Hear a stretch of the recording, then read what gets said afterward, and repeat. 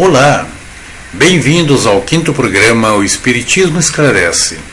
E hoje com a inspirada presença de nosso amigo Dailson Azambuja Gonçalves para conversarmos sobre médiuns principiantes. Dailson foi colaborador da Federação Espírita do Rio Grande do Sul por mais de uma década, onde era responsável pela área da mediunidade. Também foi colaborador da Federação Espírita Brasileira, é palestrante e frequentemente solicitado para viagens por todo o território nacional para ministrar palestras, seminários sobre este tão importante tema. Esperamos que todos apreciem. Desde já, pedimos que ao final registrem suas impressões, seus questionamentos e até mesmo suas críticas, pois são muito importantes para nós. Fique conosco, pois voltamos em seguida.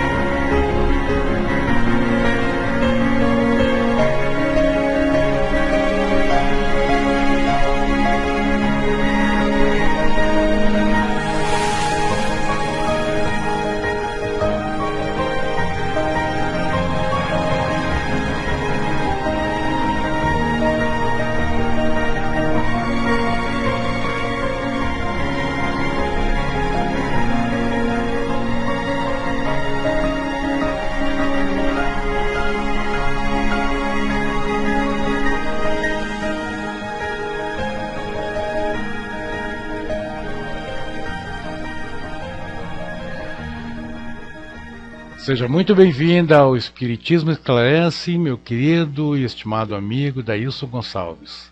Muito obrigado por tu gentilmente ter aceito esse nosso convite para conversarmos sobre um tema tão importante, tão profundo, que desperta tanta curiosidade no público, não apenas espíritas, mas também nos não espíritas que ouvem falar no tema, mas muitas vezes desconhecem e sequer sabem de obras adequadas para uma pesquisa bem embasada, bem sólida. Então, em meu nome e em nome de todos os nossos internautas, eu quero te dar as boas-vindas ao nosso programa. Seja muito bem-vinda. Muito bom início de noite, queridos amigos. Que a paz de Jesus permaneça em nossos corações. Obrigado pelo convite. É um prazer imenso estarmos aqui, ainda mais podermos estarmos comentando, analisando, fazendo algumas reflexões, trazendo algumas considerações a respeito da mediunidade, e muito particularmente, conforme o tema proposto, a mediunidade no seu início, os médiuns iniciantes. Então, todo o nosso trabalho, nós vamos trazer alguns conceitos sobre mediunidade, os seus objetivos, as suas finalidades, o que é mediunidade, o que é o mediunismo, e vamos fazendo aos poucos a inserção desse tema, tão importante para aqueles que trazem em si essa característica que também nós vamos ver que ela não se estabelece quando a gente começa a estudar o Espiritismo, nem quando a gente começa a se debruçar ou aprofundar os conceitos a respeito da mediunidade. Mas é muito anterior a isso. É toda uma programação, é todo um projeto já lá desde o mundo espiritual.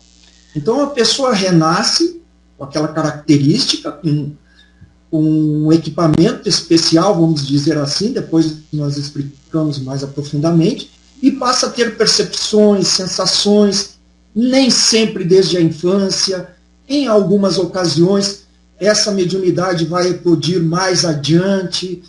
Então, é necessário um preparo, um direcionamento, as questões da seriedade com esse trabalho sobre a mediunidade, e é sobre tudo isso que nós iremos falar no decorrer das atividades dos dois programas que nós temos, então, para tratar disso. Seria correto eu dizer que a mediunidade é tão antiga quanto a própria humanidade? Eu quero dizer assim, eu estive pensando pouco antes da gente começar esse programa, fala-se que a humanidade que já existe nesse planeta, estima-se algo em torno de 4,7 milhões de anos, o Deus dos primeiros homídeos, mas ali há cerca de 250 mil anos, mais ou menos 300 mil anos, nós passamos daquela condição de Homo habilis para Homo sapiens. Naquela época lá a gente caminhava em pequenos bandos, éramos nômades, em busca de comida e abrigo para se proteger de feras, porque nós também estávamos no prato principal de algumas feras da época, né? Então, seria correto eu dizer que naquela época já víamos a presença da mediunidade. Eu me refiro a que aqueles pequenos grupos nômades sempre havia a presença de uma espécie de xamã, de bruxo mágico, que trabalhava com curas, era responsável pelo aquele agrupamento. É correto eu imaginar que aquilo se tratava de mediunidade já naquela época? Nós precisamos fazer, caro amigo Arivelto, a separação entre mediunismo e mediunidade. Mediunismo sempre existiu. Nesta mesma época, os clãs, ou se nós fôssemos trazer para hoje as famílias, eles já, quando em vida, aquele elemento já era por si só conturbado, e eles acabavam identificando que isso permanecia após a morte. No Espiritismo a gente traz a definição desencarne, após desencarnado, e de alguma maneira eles sentiam a sua presença perturbando o plano. O que eles faziam? Colocavam um crânio à entrada da caverna ou à entrada do local onde ali estava alojado aquela família, aquele clã, para que então eles não viessem, essa era a crença deles, perturbar o sossego ali da pequena tribo, do pequeno clã. Então sempre existiu, como você bem colocou, os xamãs, os leitores de Buena Dicha. Na história, a gente sempre vai encontrar que, ao lado dos reis, dos governantes, sempre existiam a figura ou do mago, ou do adivinho, diversas denominações, que era aquela pessoa que tinha sensações e percepções e que, então, de acordo com os rituais que eles levavam a efeito, fazia certas previsões e que aquilo ajudava, inclusive, nas conquistas. Mas o que é exatamente mediunismo? É a faculdade, é a percepção de sensação, mas sem compromisso ou responsabilidade. Ou ainda o envolvimento, a mudança comportamental para que se passe, então, a atuar com responsabilidade e com compromisso. A mediunidade, por si só, ela foi estabelecida com Kardec, a partir de 1857.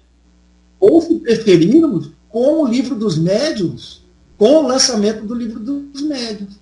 Pois que, então, Kardec ali vai falar sobre a homogeneidade, da reunião mediúnica, dos grupos mediúnicos, da formação, da educação, do desenvolvimento da mediunidade, vai estabelecer os critérios e os pontos também em comum. Então, podemos dizer que a mediunidade, por si só, com responsabilidade, com compromisso, com envolvimento com essa tarefa, para que ela tenha seriedade, se estabeleceu a partir de Kardec, com o advento do Espiritismo. Então tá. Formalização, então, a aplicação, o entendimento formal da mediunidade passa a ser somente através de Kardec, que sistematizou um estudo, uma forma de trabalhar, e de quanto é importante a consciência. Fora isso, nós teríamos então o genericamente chamado mediunismo. Perfeito, ótimo, tá. Todos somos médios, todos temos mediunidade, todos temos essa capacidade de conversação com espíritos. Como é que funciona isso? Isso é inerente ao ser humano? Bom, o que é a mediunidade? A mediunidade é uma faculdade humana, natural, espontânea, neutra, pela qual se estabelece a comunicação consciente ou não entre os dois planos da vida. Porque, como o próprio nome sugere, mediunidade, médium, medianeiro, instrumento dos espíritos. Então, o médium é um instrumento, é uma ferramenta. Por isso que tem a diferenciação consciente ou não entre os dois planos da vida. É uma aptidão inata. Nesse sentido, a moral é exigida, a mudança comportamental, o exercício pela modificação, justamente em razão dos mecanismos de sintonia que a conduta proporciona, atraindo os espíritos de acordo com as aptidões, os desejos e os sentimentos da pessoa, do médium em si. Mas Kardec, lá no item 159, ele começa esse item justamente dizendo que todos nós somos mais ou menos médiuns. Por quê? Porque todos nós, de alguma maneira, fazemos estas percepções que não são ostensivas. O outro parágrafo ele vai dizer, no entanto, assim só se qualificam aqueles em quem a mediunidade se mostra bem caracterizada e que vai se traduzir por efeitos patentes de certa intensidade, o que depende de uma organização mais ou menos sensitiva. Então, ali, o codificador já nos vai dizer que justamente a mediunidade se radica no organismo, porque depende de uma organização mais ou menos sensitiva. Então, aquele que tem essas percepções mais, digamos assim, ostensivas, esse é considerado médium. Mas, de alguma maneira, todos nós somos influenciados pelos espíritos. E nem sempre pelos espíritos desencarnados, né, meu amigo? Eu não sei se você se recorda, nós já comentamos em outros trabalhos, uma propaganda direcionada às crianças. E que tinha toda uma estratégia de marketing, ou seja, de influenciação, e que ela dizia assim de forma repetitiva: compre batom, compre batom, compre batom. E aí você ia com seu filho, com o neto, aqui, talvez você seja um tutor, uma criança, vai no mercado para comprar arroz, feijão, café, mas não consegue sair de lá sem comprar batom, porque a própria criança repete o que ela ouvia. Claro. Então, o que eu estou querendo dizer, que nesse aspecto nós somos influenciados pela mídia, pelas inteligências, que nos fazem, às vezes, comprar até alguma coisa que a gente não precisa, Perfeito. quanto mais pelos espíritos que pululam em torno de nós, né? Essa nuvem que Emmanuel se refere, Sim. dos espíritos. Então, somos influenciados, mas se caracteriza como médiums exatamente aqueles que têm a faculdade mais ostensiva, que vai ali se traduzir por esses efeitos, por essa sensibilidade, por essa percepção do mundo espiritual, dos espíritos. Aquela máxima, então, de que os opostos se atraem não é tão verdadeira quanto os semelhantes a que se atraem. Eu acho que está errada aquela máxima, então, com base no que tu dissesse um certo ponto aí, que nós atraímos os espíritos que estão na mesma tônica vibratória que nós. Portanto, os semelhantes se atraem, e não os opostos. Pois veja bem, se eu estou com um sentimento, um desejo de vingança por algo que alguém me fez, e estou emitindo vibrações mentais negativas em relação a essa pessoa, traduzindo por vezes, se você não consegue fazer o exercício de perdão e digerir alguma coisa que alguém tenha efetivado em relação a você, você fica, puxa vida, eu deveria ter dito isso, eu deveria ter tomado tal atitude, mas amanhã eu vou fazer isso. O que você está vibrando, você está ali com uma frequência vibratória específica. Vamos então colocar ali um sentimento de ódio e de rancor. O que você está atraindo? Espíritos que têm a mesma base desse sentimento. E eles até, de alguma maneira, fortalecem o teu próprio sentimento nesse sentido. Pois é a questão do Livro dos Espíritos, quando o codificador pergunta se os espíritos influenciam. Perfeito, estava pensando nela mesmo. Em nossos pensamentos, e a resposta dos espíritos é muito mais do que imagineis, de tal maneira que de ordinário são eles que vos dirigem. Mas a questão subsequente a essa, ela é muito mais interessante do que propriamente essa primeira questão. E o codificador tinha essa particularidade da resposta que lhe era dada, ele elaborava uma nova pergunta. Então ele pergunta assim, na questão subsequente: que par com os pensamentos que nos são próprios, haverá outros que nos sejam sugeridos?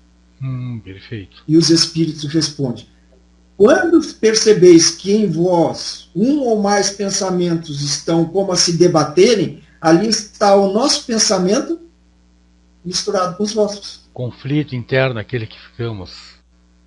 E é justamente quando você tem aquele conflito, e tem até aqueles desenhos, né, mais antigos que diziam o anjinho do bem e o anjinho do mal. Sim. Pois são interferências do nosso espírito protetor, tentando que nós não cometamos algo que vamos nos arrepender depois, e aquele outro que talvez diga assim: vai levar desaforo para casa? Vai deixar assim? Vai lá e devolve na mesma moeda, diz algumas verdades, e aí você escolhe de dois pensamentos conforme a tua tendência, o teu exercício no bem, na caminhada que você está levando, não é? Com base nisso, então, eu posso imaginar que somos sempre coadjuvantes dentro do que nos acontece, de certo. Essa figura de linguagem que tu usou, que a gente imaginava dos desenhos animados, do anjinho e do diabinho no outro lado lá, necessariamente não é um ente externo, o diabinho. Pode ser eu próprio, um atavismo meu, seria isso. Eu poderia isso também, imaginar que esse conflito seja algo interno meu, algo que eu ainda preciso melhorar, me modificar, e os meus bons espíritos, bons conselheiros que estão nesse conflito, isso pode acontecer? Ou seria sempre, se eu fiz algo errado é porque eu fui influenciado para o mal? São as nossas tendências, né, meu amigo? Nós viemos de um passado de erros e de dificuldades de reencarnações anteriores. Erramos muito. Inclusive, Emmanuel, se referindo aos médiuns, ele tem um texto que eu particularmente gosto muito, porque, por vezes, você talvez esteja vigilante, e esse texto ele ajuda muito a todos nós a nos colocarmos no verdadeiro lugar. Ele diz assim, está na obra Emmanuel pela psicografia do Chico, diz assim: os médiuns, na sua generalidade, não são missionários na acepção comum do termo. São almas que fracassaram. Estaria bom já, né? Meu Deus. Mas Emmanuel complementa: desastrosamente. Meu Deus. Que contrariaram sobremaneira o curso das leis divinas e que resgatam sob o peso de severos compromissos e limitadas responsabilidades o passado obscuro. Puxa vida, até aí já foi um puxão de orelha. Tem mais ainda? Emmanuel complementa: esses são os médiuns que, pela tarefa, é uma tarefa, mas não é o missionário da acepção comum do termo. pela tarefa na mediunidade, se reajusta perante o passado. Mas o passado interfere no nosso hoje. Porque se nós viemos a quantas reencarnações errando, e agora nesta nós queremos acertar, vai exigir de nós um esforço maior. Então, quando a gente adentra nas lições do Espiritismo, começa a refletir melhor sobre as lições de Jesus, aprofunda os textos, assiste palestras, lê os livros, participa de grupos de estudo, logo se estabelece um conflito entre o bem que eu quero ser, mas o mal que eu ainda faço. Que Paulo, inclusive, fez essa correlação. O bem que eu quero, não faço. O mal que eu não quero, esse eu faço. Mas, vejam só, Joana de Ângeles, na obra Luz nas Trevas, ela nos traz que isto é algo positivo. Esse conflito, quando se estabelece em querer ser melhor, mas entender nesse processo de autoconhecimento que eu ainda estou no caminho e não consigo a excelência ser bom como eu gostaria, é algo positivo, porque antes a gente dizia assim, eu fiz, se tivesse que fazer, eu faria de novo. Perfeito. Um ditado antigo aqui, gaúcho, ao que nasce torto, morre torto. A desculpa de continuar no erro, mas a nós, os espíritas, que nos debruçamos sobre as lições, vamos compreendendo a necessidade de modificação, de identificar aonde estamos errando. Então isso é um bom sinal, porque nós já percebemos que algo precisa ser modificado para que, mais adiante, nessa caminhada paulatina, com força de vontade, a gente precisa compreender que isso não se dá da noite para o dia, é necessário o esforço e a perseverança para continuarmos nessa caminhada. Então, este é um aspecto positivo. Gostaria de lembrar também que a mediunidade não é patrimônio do espírito. Poderá vir a ser, e há exceções, obviamente que há, mas a grande maioria de nós ainda não é patrimônio do espírito. Nós vamos entender isso lá no item 222 do Livro dos Médiuns, quando nós encontramos a seguinte frase: esse dom de Deus, ele não é concedido ao médium para o seu deleite. Então, o início já é muito significativo. Esse dom de Deus. Não é dado ao médium para o seu deleite, nem muito menos para satisfazer as suas ambições. Então, não é nosso. Continuando no texto, mas para o fim da sua melhora espiritual e para dar a conhecer aos homens a verdade. Essa é a tarefa. E poderá sim vir ser patrimônio do espírito conforme o bom uso que dessa concessão o médium fizer. Aí se torna patrimônio. Mas enquanto estamos a caminho, enquanto ainda não há modificação verdadeira em nós, com compromisso, com a responsabilidade perante essa bênção, é um dom de Deus, não patrimônio nosso. Com base no que tu dissesse, então, isso nos dá ensejo ao questionamento do nosso segundo ponto, que vem justamente ali a falar sobre conhecimento doutrinário. Fala um pouco sobre a importância do conhecimento doutrinário.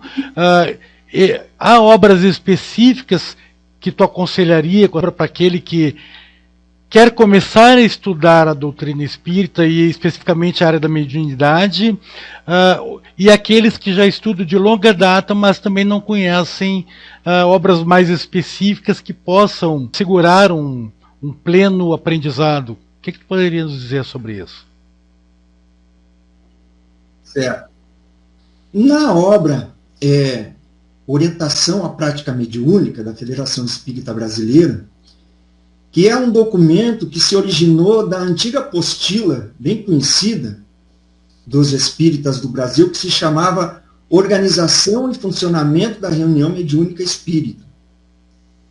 O que nós encontramos nessa obra? Que é todo aquele que chega à casa espírita e tem alguma sensibilidade, o que a gente deve fazer? Encaminhá-lo para o grupo mediúnico? Kardec já referia que é perigoso entrar num laboratório sem ter uma noção básica dos componentes. Pois que até a correlação, se você encontra lá um pote escrito H2SO4, aí você diz assim, não, é H2, é água. Se você tomar, vai ter alguma dificuldade orgânica, podendo levar até a morte, porque é ácido sulfúrico. Perfeito. Mas tem o mesmo componente da água, mas tem umas letrinhas a mais. É justamente o que essa obra que traz segurança, justamente para quem, não só para os grupos iniciantes, e para esse direcionamento para o conhecimento doutrinário, que tem que ser a base.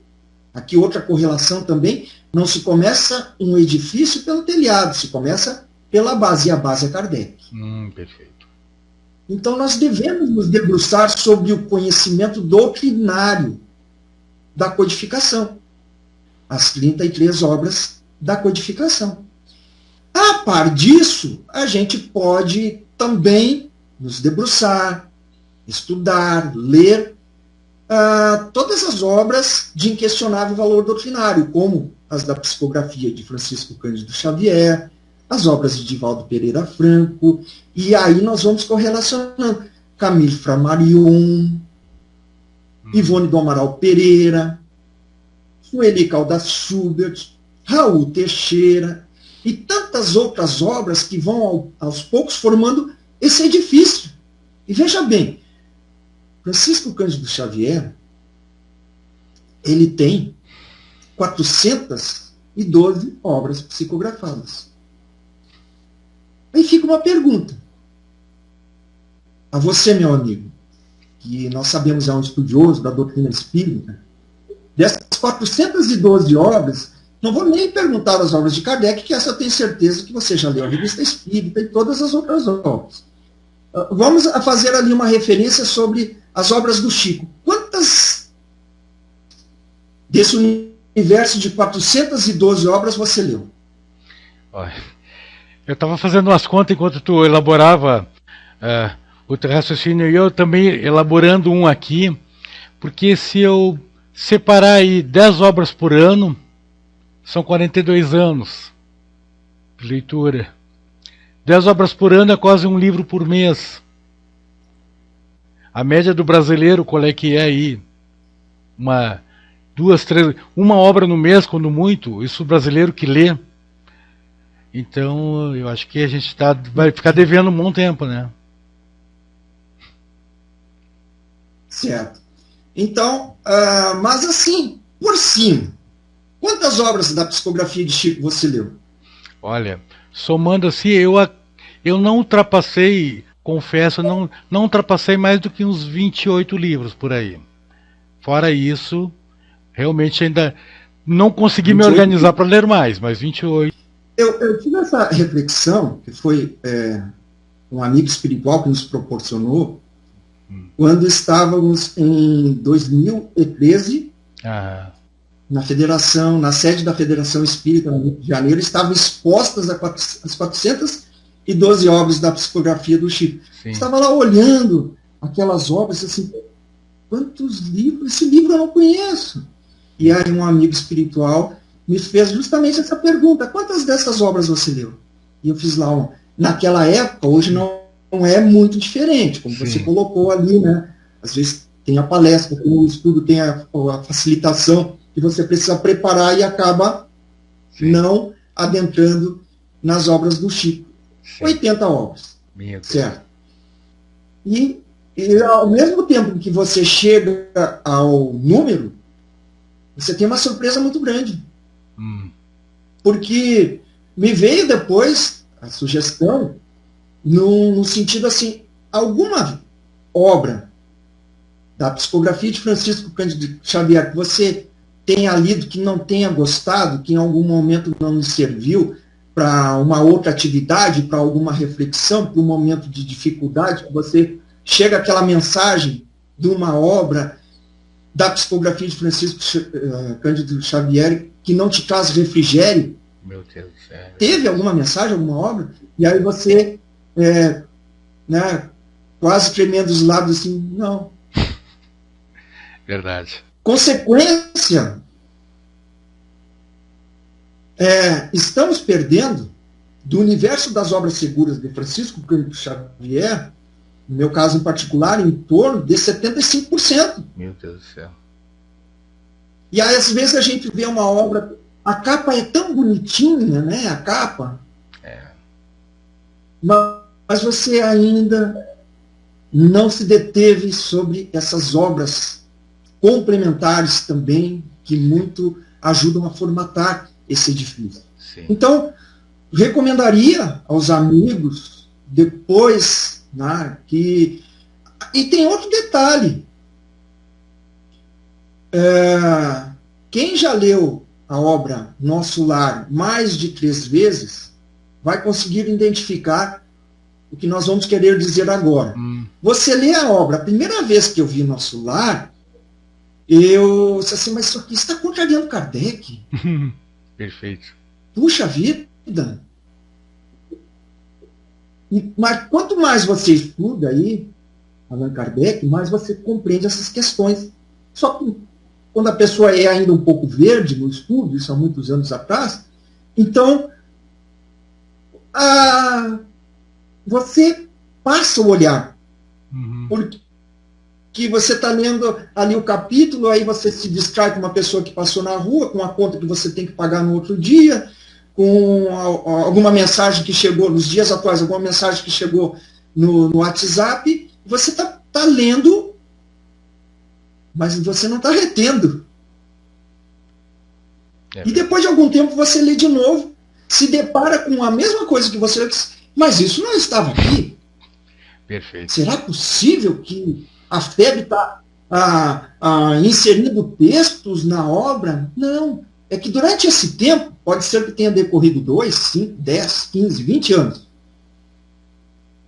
Durante esse tempo, a tua capacidade ampliou de entendimento, de conhecimento. Você teve outras leituras, você assistiu palestras, participou de grupos de estudo. Então você lê a obra, mas isso não estava aqui. Estava.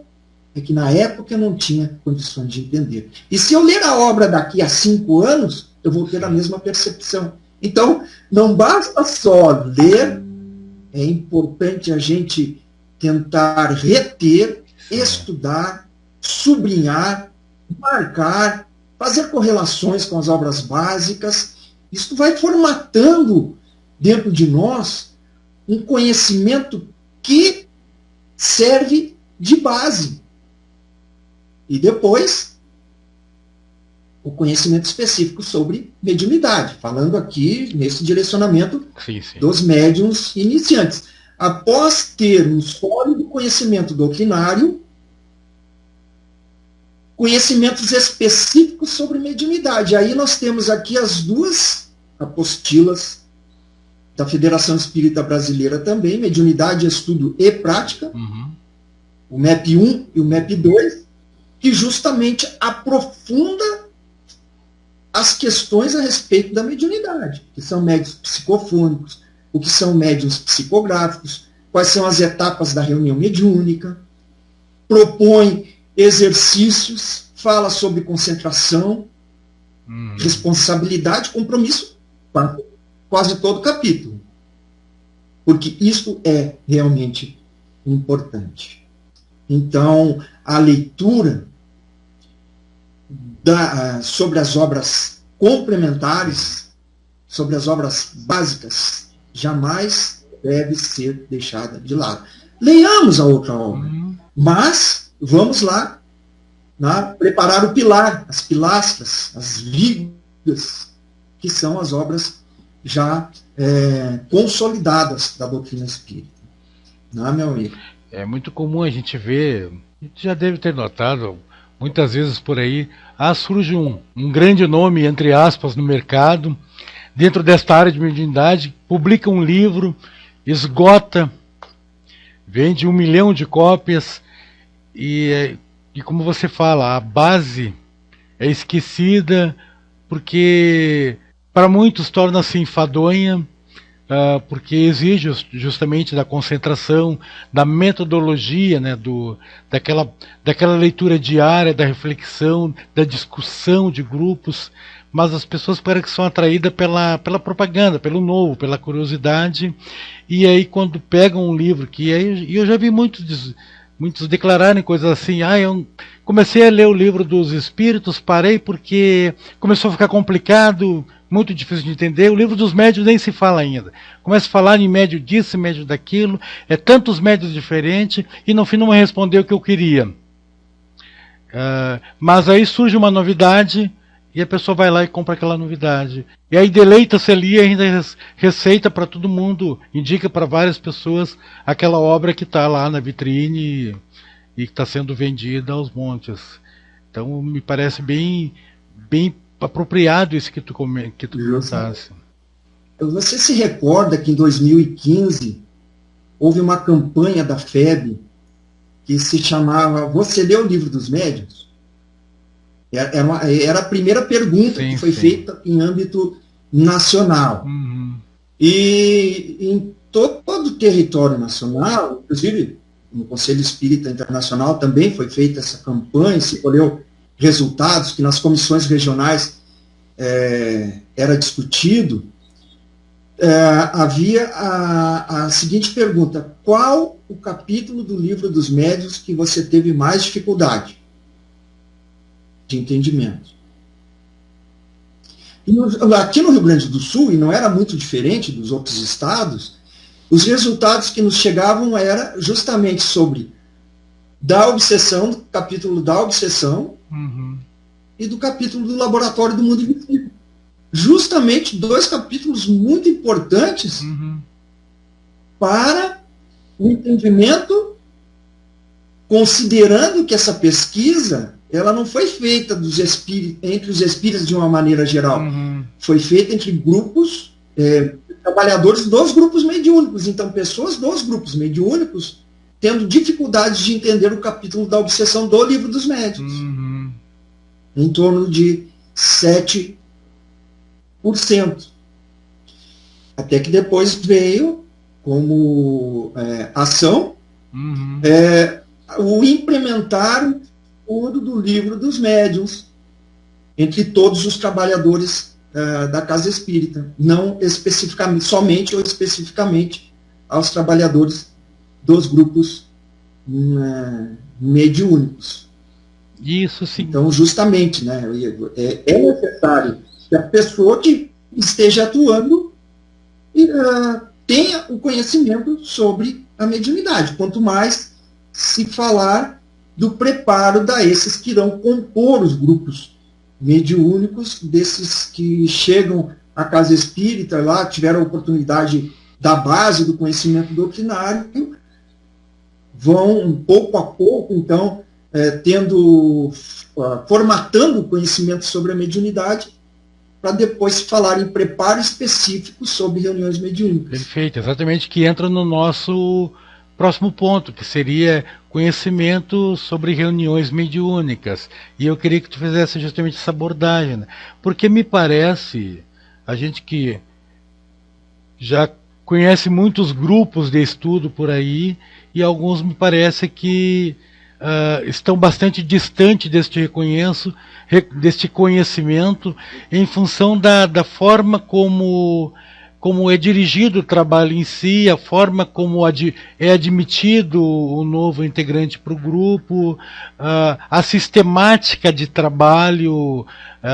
Então eu queria que tu abordasse um pouco sobre essa questão da importância desse reconhecimento, dessa metodologia para uma reunião mediúnica eficaz, que não apenas, porque o objetivo não é apenas ali tá fazendo intercâmbio mediúnico, mas é um processo de educação também, principalmente daquelas pessoas que estão ali para estudar. Então eu queria que tu fizesse essa abordagem. Perfeito. Manuel Filomeno de Miranda, na obra Tormentos da Obsessão, ele nos coloca que a mediunidade, ela é bênção sob qualquer aspecto em que ela for considerada. Porque faculta a constatação da sobrevivência do espírito à disjunção molecular, o que é fundamental para um comportamento compatível com os fatores que geram felicidade. Obviamente, a felicidade relativa que o nosso mundo comporta. Pois bem, para que o medianeiro, aquele que tem já, como nós vimos ali no início, percepções, sensações mais ostensivas, mais bem definidas, depois de ter tido oportunidade de estabelecer, nós chegamos a falar antes um sólido conhecimento doutrinário, mas isso se dá construído muito tempo se estudando. Vamos colocar assim um considerável conhecimento doutrinário. E passa a ter conhecimentos sobre a mediunidade que pode ser nos programas que as casas implementam, se utilizando da implementação do MEP 1, que pode ser realizado em até 2 anos, e do MEP 2, que também pode ser realizado em até 2 anos, conforme a casa entende. Quando mais se debruçar, eu diria, sobre esses conhecimentos teóricos, melhor preparados estarão esses indivíduos para o exercício da mediunidade. Outra correlação que é feita já lá desde as primeiras linhas do MEP1 pela senhora Marta Antunes, que à época era a coordenadora nacional da mediunidade, hoje ela é vice-presidente de unificação da Federação Espírita Brasileira.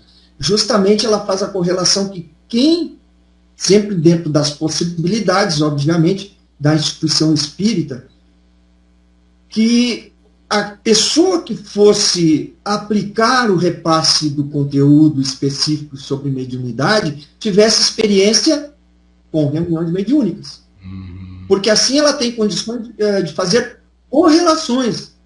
De quando for falar, por exemplo, no médium psicofônico, trazer ali também, além da teoria, a sua experiência no grupo mediúnico, enriquecendo e proporcionando a esses estudantes da doutrina espírita e agora, em relação à mediunidade, pouco a pouco vão formatando aqueles arquivos, aquela situação de se tornarem ferramentas adequadas nas mãos da espiritualidade superior responsáveis pela reunião mediúnica.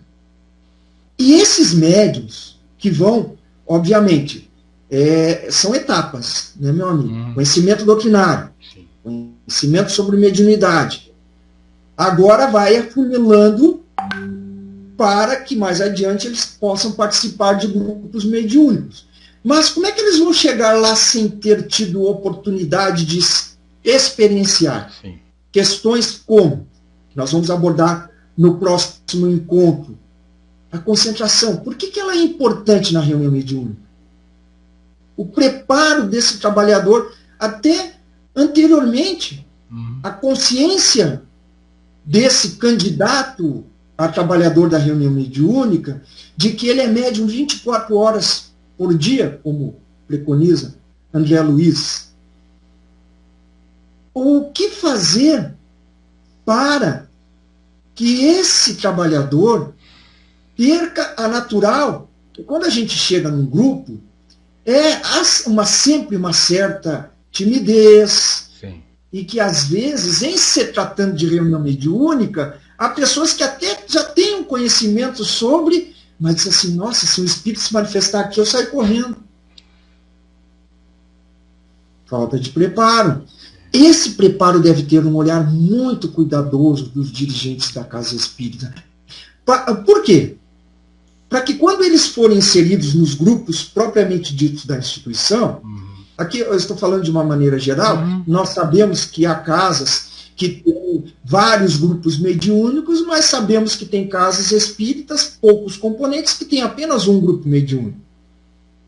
Mas supondo que haja, vamos supor assim, muitas pessoas que procuram a casa para estudar e para aprofundar, e ela acaba tendo um número relativo de estudantes que vão no futuro se tornarem trabalhadores e vão se inserir nos grupos mediúnicos. A ideia é que quando eles cheguem lá no grupo mediúnico, eles vão ter assim, será que isso que eu estou sentindo é meu? Será que não é? O outro, né, o Daírson, sempre é o primeiro a falar, mas ele não falou ainda, mas eu estou sentindo alguma coisa, será que eu devo falar? É perfeito isso. Será que eu estava sentindo isso pela manhã? Será que essa sensação de mal-estar na área do estômago, ou qualquer outra área, na área do estômago, eu passei a sentir isso agora, será que isso não é meu, não é alguma coisa orgânica, gástrica, alguma coisa que eu tenha comido? O que acontece? Ele está ali naquele momento, e isso é característico de médiuns nas reuniões de preparo, e não de reuniões mediúnicas propriamente ditas. Sim. Por isso que se tem que pensar sobre isso. Na segurança que ele vai ter mais lá adiante. Porque ele ali está fazendo o quê? Bloqueio a comunicação.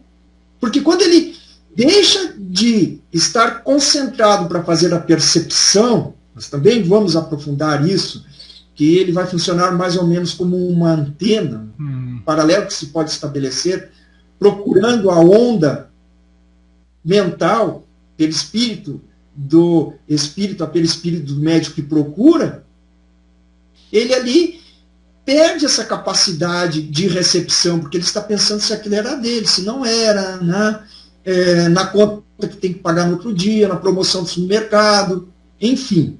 Todas essas questões são tratadas com muito carinho, com um olhar muito cuidadoso, por pessoas preparadas para isso, em conjunto com esses trabalhadores, dirimindo todas essas questões. Exemplo, nas reuniões específicas para esses médiuns iniciantes, o responsável pela direção, o doutrinador, o dialogador, está sempre atento ao médium, certo? Sim, perfeito. Então, por exemplo, o médium iniciante normalmente apresenta sensações físicas que de alguma maneira demonstram que ele está no processo de transe e que pode estar bloqueando a comunicação. Alguns exemplos, taquicardia, sudorese, a pessoa normalmente tem um semblante calmo, mas aí você olha para esse candidato e ele está com as feições alteradas, como se assustado. Mas ele não fala, vamos supor, fazendo aqui o exemplo. Depois, no momento de avaliação, você pergunta, por que você não falou? Eu achei que era alguma coisa minha. Pois é, vamos observar. Você está sentindo a mesma coisa agora? Não estou. Então, não era teu. Você perdeu a oportunidade. Claro, a gente não fala assim, de maneira adulta. Você perdeu a oportunidade. Sai agora e fecha a porta. Não.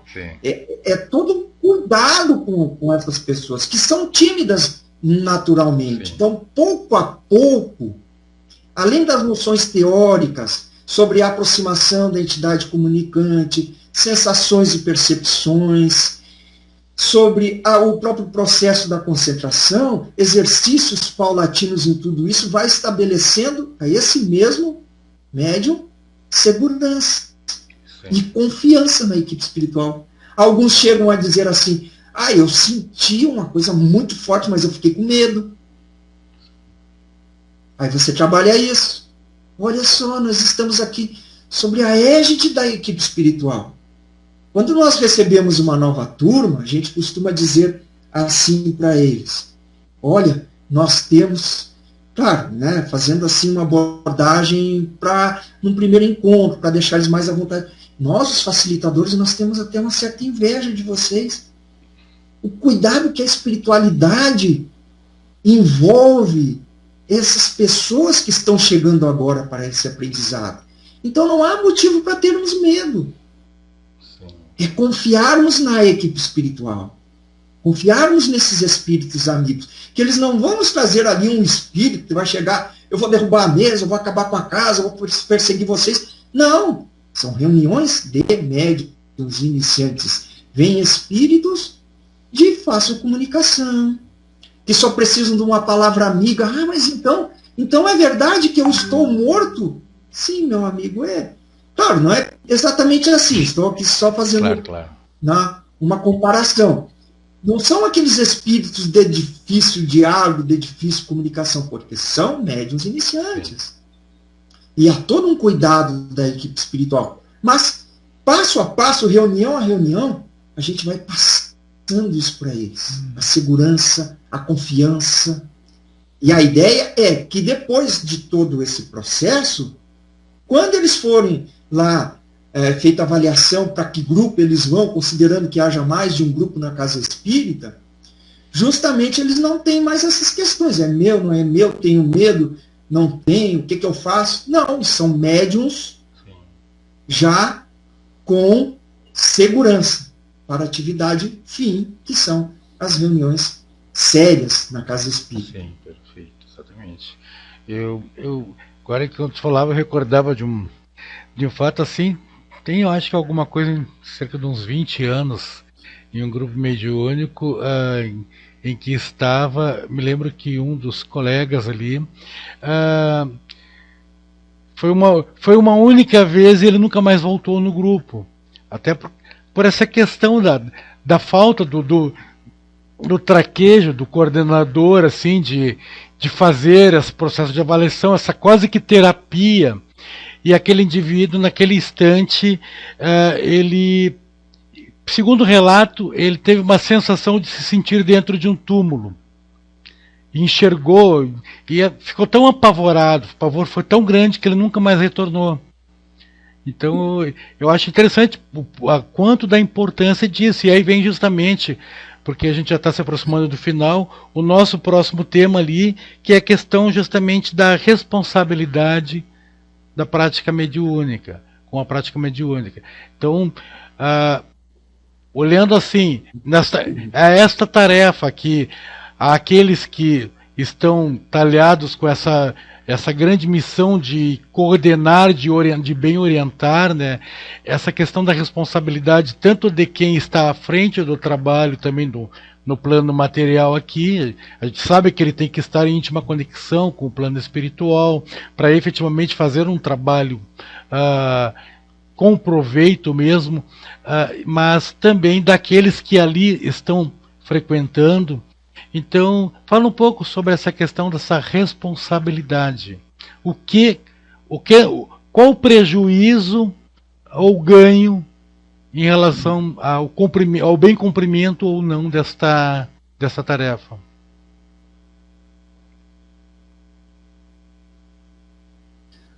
O médium só tem a ganhar, reajusta-se perante as leis divinas, com a consciência, trabalha as questões do passado, tem a oportunidade de, na própria reunião mediúnica, pedir perdão a muitos que tenha prejudicado, e não necessariamente através da palavra, através da própria vibração, pois que pode ser que esse não seja o dialogador, mas é o médium de apoio, o médium psicofônico, o médium psicográfico, e no momento que o espírito se manifesta e às vezes traz a dificuldade com o sentimento carregado de ódio, ele está vibrando um sentimento de perdão para ajudar a entidade comunicante. Então ele está mudando a sua estrutura, está mudando a sua própria frequência vibratória. E não há como fugir disso. Não há como fugir do amor. Não há como fugir da mudança do homem que sai das trevas e caminha em direção à luz. Nós tivemos a oportunidade, numa tarefa, no interior do Rio Grande do Sul, estávamos fazendo um seminário, e uma pessoa, e a gente às vezes consegue observar que não houve esse cuidado com o preparo, porque justamente as pessoas acabam denotando medo, a grande, às vezes, dificuldade com o que ocorre na reunião mediúnica, falta de segurança na atividade por si só, o que dificulta a própria concentração. E como tu disse, assim, a pessoa sai, às vezes sai da casa e nunca mais não quer nem ouvir falar em reunião mediúnica, porque não foi justamente preparado adequadamente. Então, uma senhora, no intervalo de uma atividade, ela chegou e disse assim: ah, meu irmão, olha, eu sinto, eu quando participei hoje não participo mais, mas quando eu cheguei a participar, eu sentia dores, eu sentia dificuldade de respirar, sentia medo conforme a entidade, e eu sofria muito, e acabei me afastando em razão disso. Aí eu olhei para ela assim, e disse assim, fiquei enternecido com o relato dela, porque era um relato de sofrimento em função da ostensividade que ela tinha. Aí eu olhei para ela e disse assim, eu posso te dar um abraço? E ela, surpresa, que ela esperava uma resposta. Eu disse, pode. Eu dei um abraço nela, procurei ali carregar uma vibração, e ela disse assim, mas eu não entendi, eu queria uma resposta assim, não, é que quando a gente encontra um verdadeiro enfermeiro de Deus, nós não podemos perder a oportunidade de abraçar. Meu Deus. É isso que você é, meu irmão. Pois é muito fácil para o dialogador falar com o espírito, mesmo que ele o ameace. Sim. É muito fácil, quer dizer, não é tão fácil assim, mas é mais relativamente fácil para o médium de apoio ficar vibrando para aquele espírito. Mas o médium psicofônico que sente a dor do espírito e que, em consequência, alivia, segundo Manuel Flamengo de Miranda, em torno de 30% o que o espírito estava sentindo, que é o choque anímico. E aí a gente diz assim, mas foi uma dor tão grande. Pois é, se isso foi em torno de 30% que você teve a oportunidade de aliviar o espírito, imagina os 100% que ele estava sentindo. Então, você fica com um pouco dele, mas ele também leva um pouco de você. O preparo que você teve, o esforço pela modificação comportamental, o exercício de perdão, o exercício de tolerância, ele também leva, mesmo que seja 30%, mas ele leva um pouco disso com ele. E são ferramentas justamente que a espiritualidade se utiliza. Então eu disse para ela, você é uma trabalhadora que teve o organismo preparado para isso. Não perca essa oportunidade. Converse com o seu dirigente. Tranquilize o teu coração, leia mais. Leia as obras de Manuel Flamengo de Miranda. Leia Diretrizes de Segurança.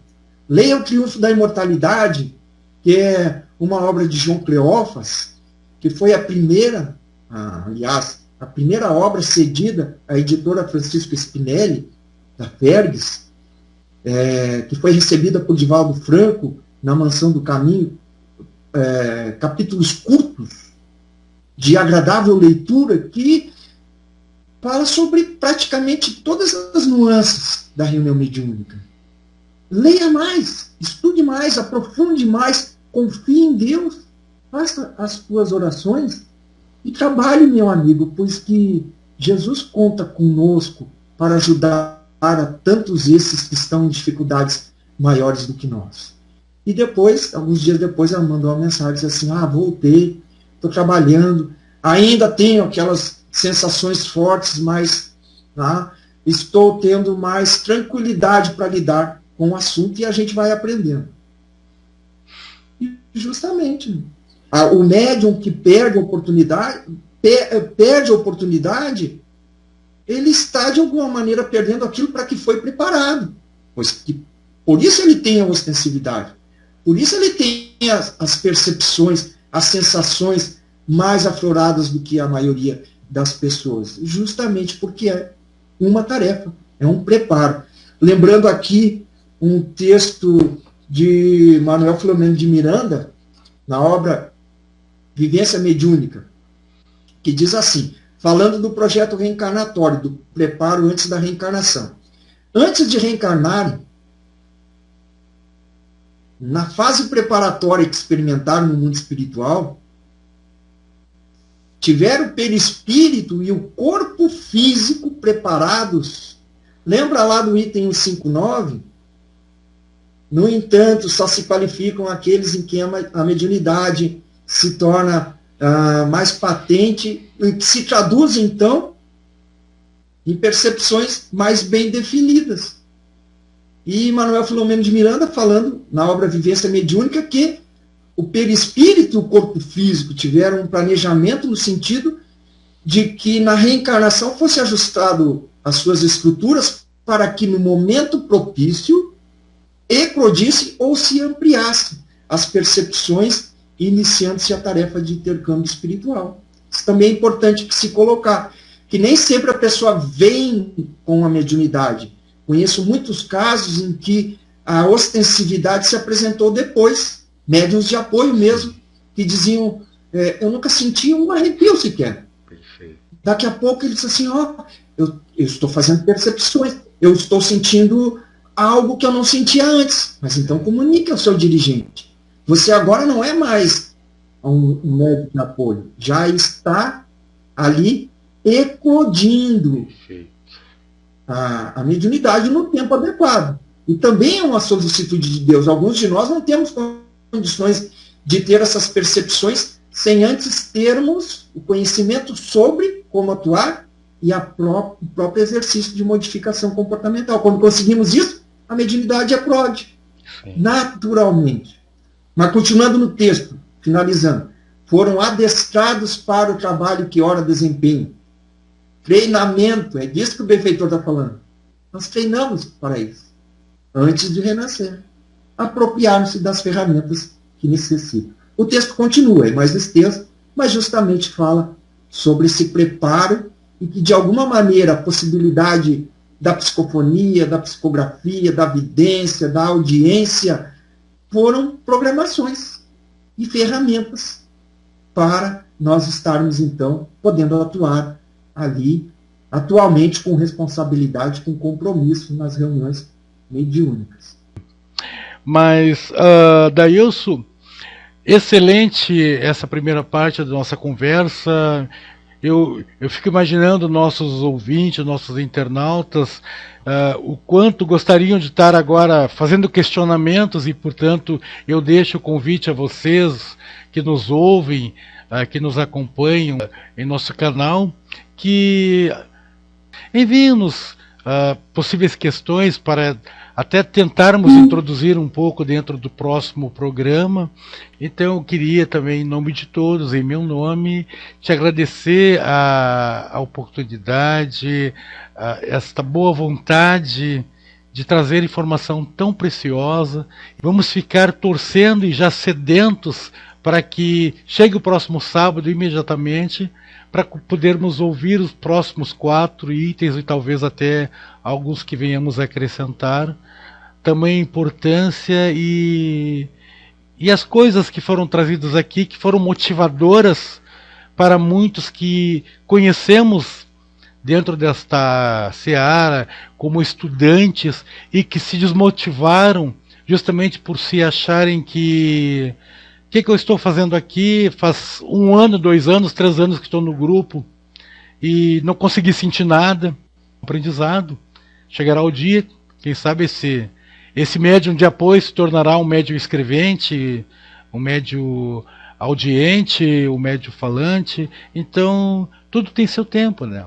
Então fica o nosso agradecimento e eu pediria que você se dirigisse aos nossos internautas também, para que possamos encerrar o trabalho de hoje. Nós que agradecemos a oportunidade, meu amigo, de estarmos aqui falando por esse tema, que é praticamente o ar que nós respiramos.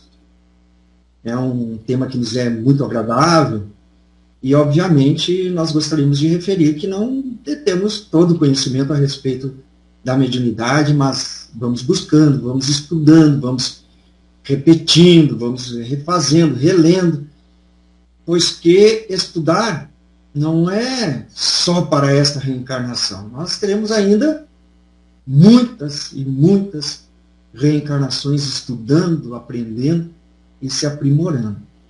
É muito agradável conversarmos sobre mediunidade. Muito obrigado pela atenção de todos e aguardamos aos que participaram hoje para o próximo encontro e, quem sabe, fazer o convite a alguns outros para que venham se somar a nós e estarmos ali vibrando e formando uma corrente de pensamento em torno das questões sobre a mediunidade. Um abraço a todos, até o próximo encontro. Então, muito obrigado, pessoal. Até o próximo sábado. E mais uma vez renovando o convite, que registrem abaixo seus pensamentos, seus questionamentos, bem mesmo suas críticas, porque são muito importantes para que possamos a cada programa melhorar. Também suas sugestões. Muito obrigado e até o próximo sábado.